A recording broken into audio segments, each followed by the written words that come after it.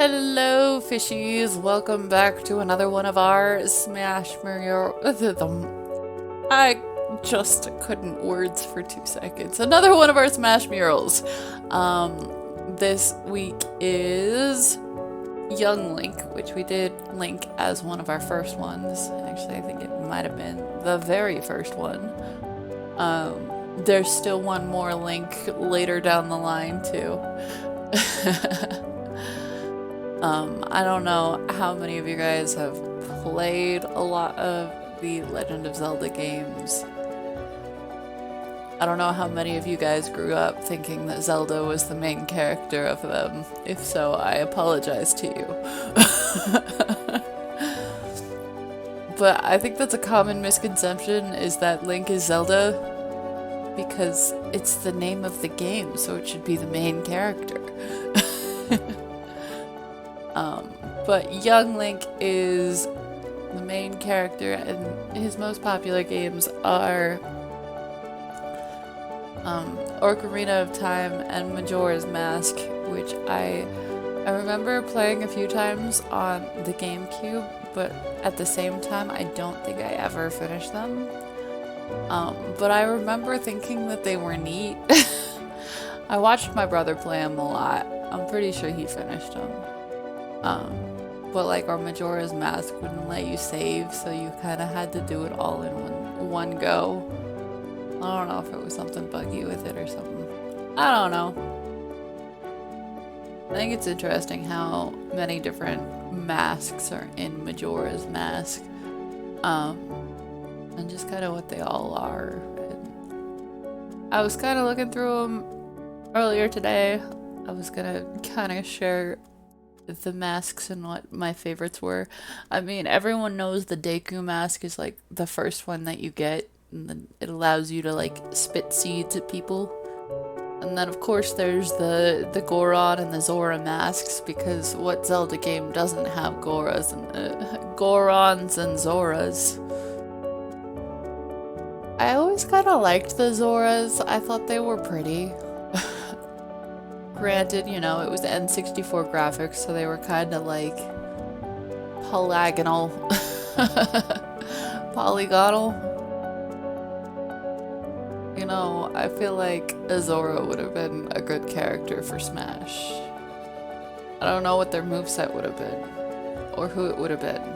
It could have been Sidon, or one of the other Zoras in the previous games. I don't know. And then I didn't know that there was a mask for the Great Fairy. Her face is just like, it's kind of eerie how flat it is in N64 style, and like her eyeshadow is very intense.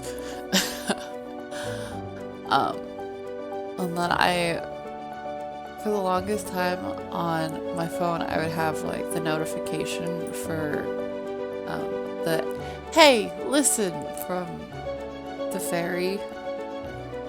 What is her name? I totally forgot her name. Navi, that's her name. And I remember, like, there were the fairy fountains where you would catch fairies and they would, like, heal you or save you from death or something.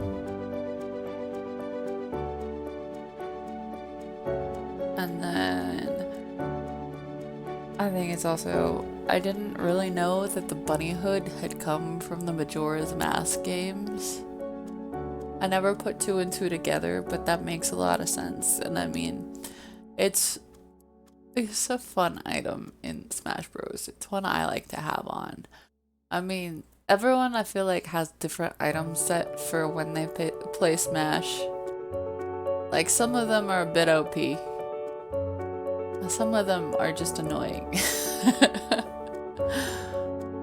think the Deku nuts are fun though. How they just like, are they the ones that, do they bury you or just make you sleep? I think they just make you sleep. But I remember I always just liked the atmosphere of the Zelda games, but I was never really great at like the actual combat from the Zelda games. like, I would get stuck on the dumbest things. But of the games that I played, I mean, like, I played some of the, like, older ones on the Super Nintendo where, you know, Link had the bright green eyeshadow because his eyes were only 2 pixels. And I also played quite a bit of, I remember playing Twilight Princess when it came out on the Wii.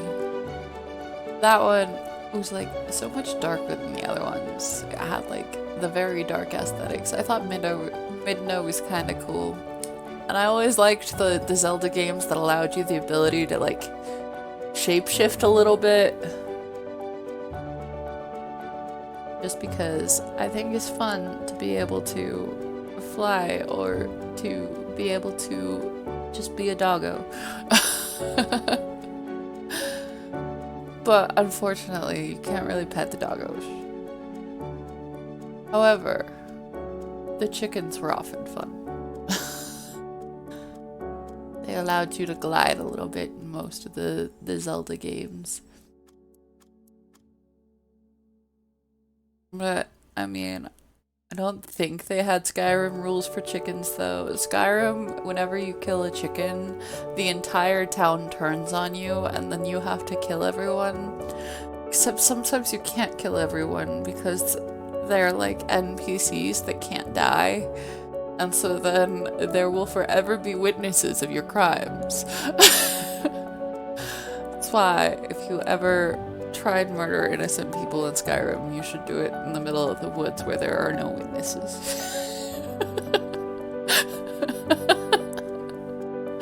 That's my life advice for today. I'm sure it works in real life too, but I don't condone actual murder. Please don't murder anyone outside of your video games.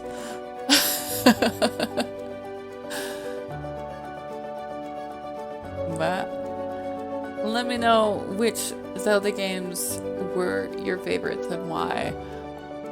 I can't talk about my favorite Zelda game because it has to go with the other Link. So I'll just kind of stick to Majora's Mask and Ocarina of Time.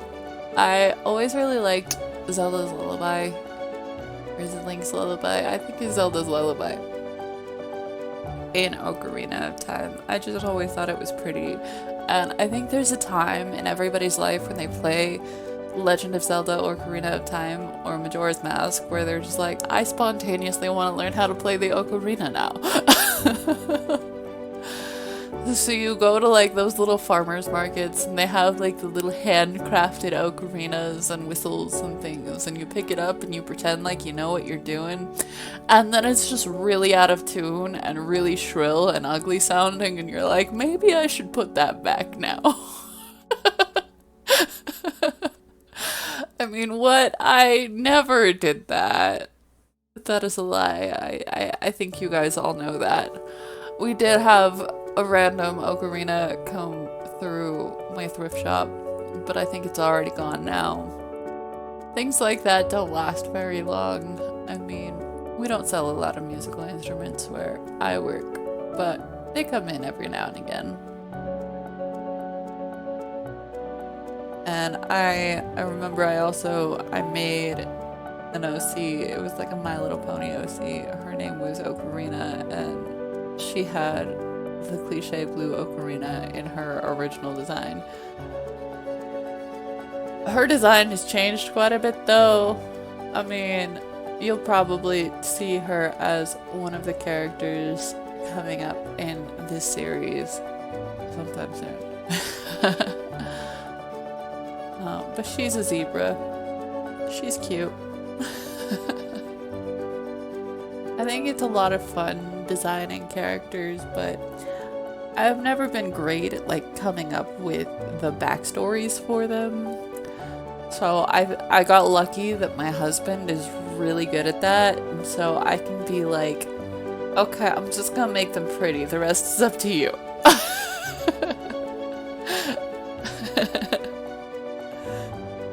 And so we have a very great symbiotic relationship like that. And I know we've come up with like a lot of ideas that we want to eventually implement, and unfortunately I can only draw so fast and I can only draw so many things at a time. Sometimes I wish that my brain could just like magically create all of the pictures that I want to make, but unfortunately brains don't work like that and things take time. But I think it's great that I've gotten a lot faster. I mean, there's different like abilities, things. Oh, that was fun.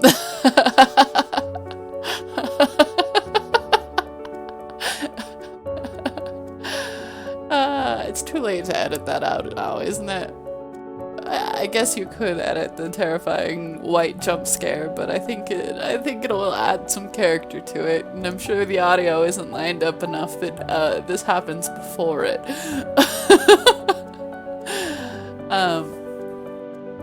But yeah, like I was saying, there's a lot of ways that you can work on your art to make it so you work faster. Like I remember one like practice thing that I would do all the time with a friend of mine is, so you sit across from each other on a table. No, on a table. You don't sit on a table.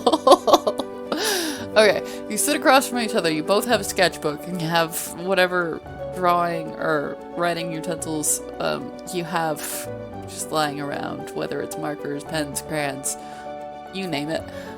Whichever ones you want to work with, and then you set a timer for exactly 1 minute, and then you try and draw the face of the person across from you.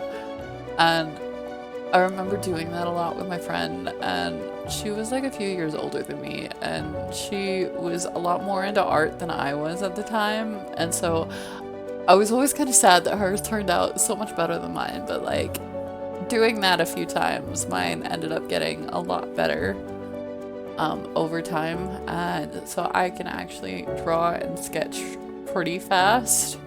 It's just the coloring stuff that I am not so fast at. But granted, I don't color a lot of my pieces. As you guys know, my husband does a lot of the coloring for these ones. And this coming month, we're gonna have a theme for all of them. They're all gonna be Pokemon because Pokemon Day is in February. So we're looking forward to that. I've already kind of got them prepped. We'll try and plan around things, but I'm just not overly organized. It's more just like I'll stare at the list of characters I gotta draw and I'll be like, well, that one looks like fun.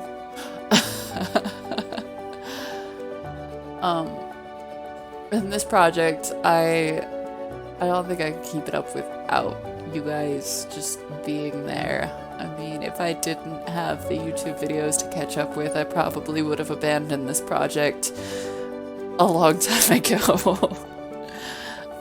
But I am enjoying it, and I think you guys probably enjoy it too. I mean, I appreciate all the views we've gotten on these videos. I appreciate the guys or gals or whoever watches this. I appreciate you being here. And let me know in the comments which of these videos is your favorite so far.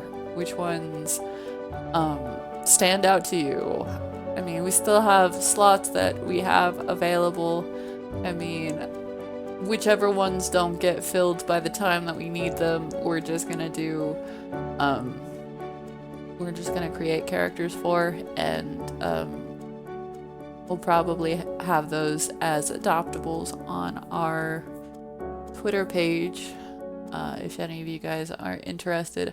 I mean, we haven't gotten there yet, but also just let us know if there's anything you want to see art-wise, game-wise. etc. I mean, we're still not entirely sure what all we're doing with this channel, but thank you guys for the support so far. We're almost to 100 subscribers, and that is pretty amazing because it is the first month of the year, and the beginning of the year we only had 50 subscribers. So thank you guys for all your support. We love you guys. Like, comment, subscribe, and we'll see you in the next video. Bye!